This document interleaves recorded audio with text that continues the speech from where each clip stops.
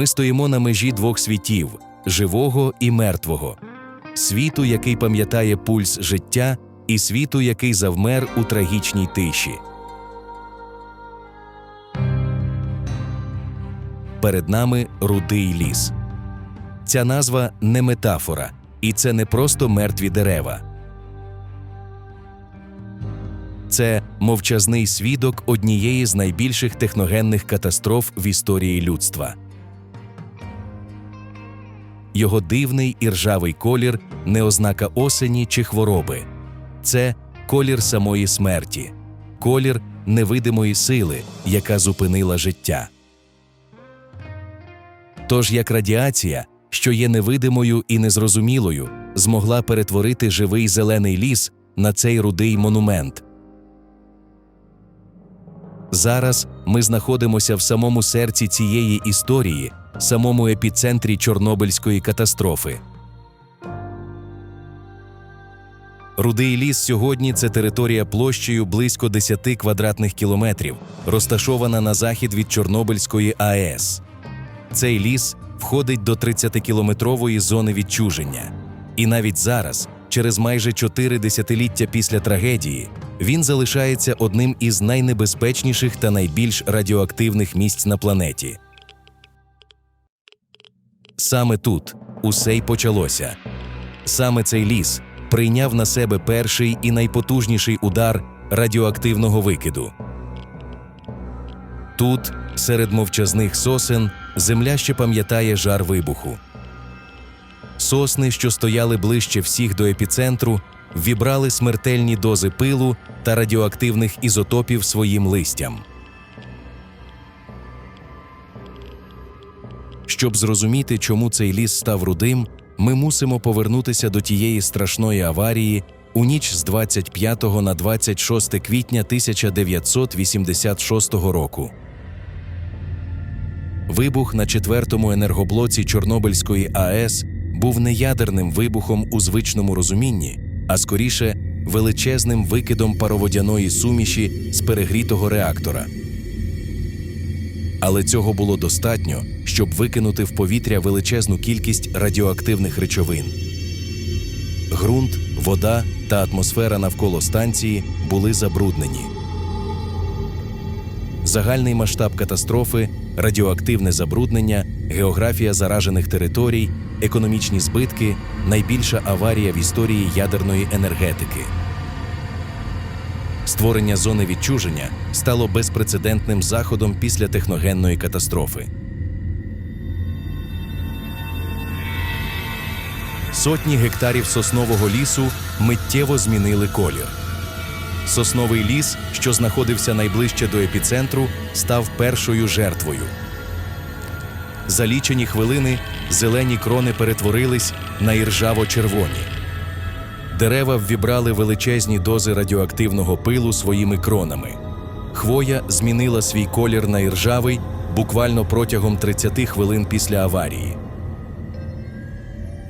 Смертоносний вплив іонізуючого випромінювання виявився фатальним для всіх живих організмів, що мешкали в цьому місці. Жодна істота не вижила. Радіація буквально випалила життя, перетворивши столітні сосни на засушені руді скелети. Це був новий тип радіоактивних опадів. Вже пізніше вчені зафіксували у цьому районі дози опромінення – від 8 до 10 тисяч рад. Це у сотні разів перевищує смертельний поріг для живих організмів. У складі чорнобильського пилу були так звані гарячі частинки.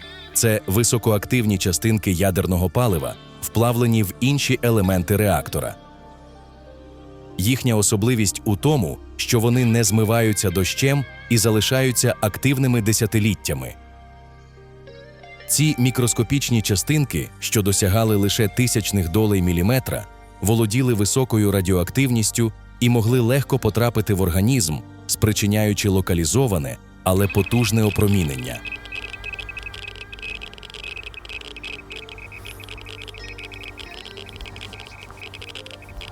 Радіація – це енергія, що вивільняється при розпаді нестабільних атомних ядер ізотопів. Після аварії в навколишнє середовище потрапило безліч таких ізотопів, серед яких уран – 238, плутоній – 238, йод – 131, цезій – 137, телур – 128, америцій – 241, стронцій – 90.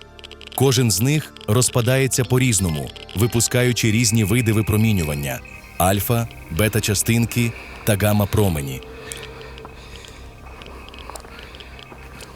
Наприклад, гамма-промені мають високий рівень проникнення. Для захисту від них потрібні товсті шари свинцю чи бетону. А йод-131 – це радіоактивний ізотоп з періодом напіврозпаду. Трохи більше 8 днів. Він швидко накопичувався в щитовидній залозі, потрапляючи в організм з радіоактивною їжею. Його вплив призвів до 1000 випадків раку щитової залози.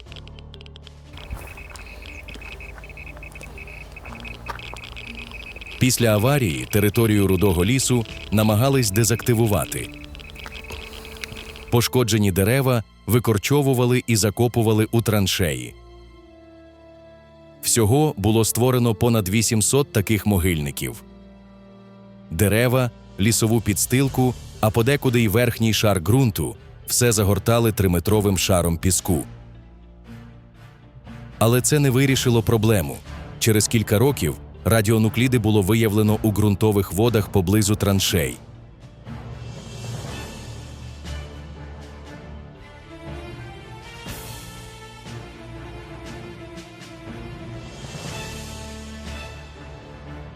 У наш час тут все ще можна побачити залишки неутилізованих сосен. Їхній радіаційний фон у 10 разів вищий за безпековий. Вони й досі небезпечні для життя. Водночас ця зона стала полігоном для науки. Тут вивчали мутації мишей, ріст рослин, вплив ізотопів на живу природу. В одному з експериментів насіння дерев з Рудого лісу висадили у теплицях Прип'яті, в умовах без радіації. Виявилося, що мутації не були спадковими, в чистих умовах виросли здорові дерева. Це підтвердило, що мутації були реакцією на зовнішнє середовище, а не закладались у генетичний код. Сьогодні тут панує дивовижна тиша, але чи означає вона спокій? Проте вчені й досі сперечаються, чи відроджується тут природа, чи лише імітує життя. Це справжнє відродження природи, чи лише примарна ілюзія життя серед радіаційного забруднення. Деякі вчені вказують на можливі мутації, зміну структури ДНК у тварин. Інші вважають, що за відсутності людини зона перетворилася на своєрідний заповідник, де відновлюється екосистема і живуть рідкісні види тварин. Все ж офіційна наука запевняє, що природа адаптується, що іонізуюче випромінювання не настільки фатальне, як прийнято вважати. Тож природа в Чорнобилі – це доказ її неймовірної сили, здатності до самовідновлення. Радіаційний фон був на Землі завжди, і все живе існувало в його оточенні, постійно опромінювалося, навчаючись виживати та пристосовуючись. Тож в Рудому лісі радіація є, але життя шукає шлях. Але є й інше явище – міфи. Рудий ліс оповитий вигадками. Існують специфічні міфи, наприклад, про те, що чоловік, заблукавши там, може стати стерильним або імпотентом.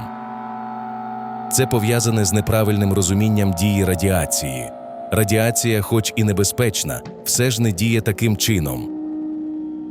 Інші міфи зони розповідають історії про переміщення радіоактивних плям, накопичення радіації мобільними телефонами або гарячі частинки, які викликають почервоніння шкіри. Ці легенди виникли тому, що людина не бачить радіацію і боїться того, що не може уявити. Ці міфи підсилюють страх, хоча реальна небезпека часто залежить від дози та часу перебування.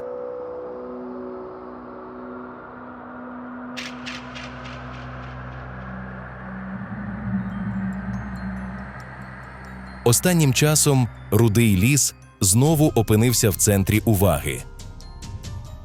У лютому 2022 року, під час повномасштабного вторгнення, російські війська рухались цією територією без захисту. Вони підняли хмари пилу, що містив радіонукліди. За даними CNN та The Daily Telegraph, частини солдат отримали променеву хворобу. Один із них, за повідомленням, загинув. Цей факт нагадав світу, що Рудий ліс, мовчазний свідок минулої трагедії, немовби прокинувся в мить смертельної небезпеки для України. Його радіаційне дихання стало невидимою зброєю, що вразила ворога, який ступив на цю землю. Ліс, позначений смертю, сам став захисником, нагадуючи загарбникам про невідворотність розплати. І все ж, попри трагедію, тут знову пробивається життя.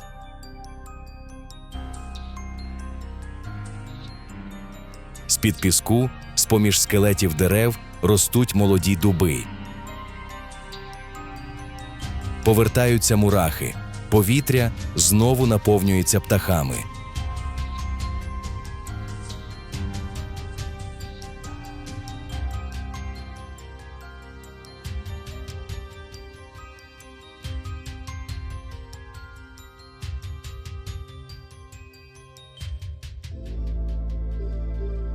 Сьогодні Рудий ліс мовчить. Але його тиша небезпечна, а іноді смертельна. Це пам'ятник людському недбальству. І водночас доказ того, що життя сильніше. Саме тут зустрічаються два світи – техногенна трагедія і сила природи. А ми тут лише свідки. Це нагадування всім нам про ціну технологічного прогресу, про невидиму загрозу та про дивовижну здатність природи до відновлення.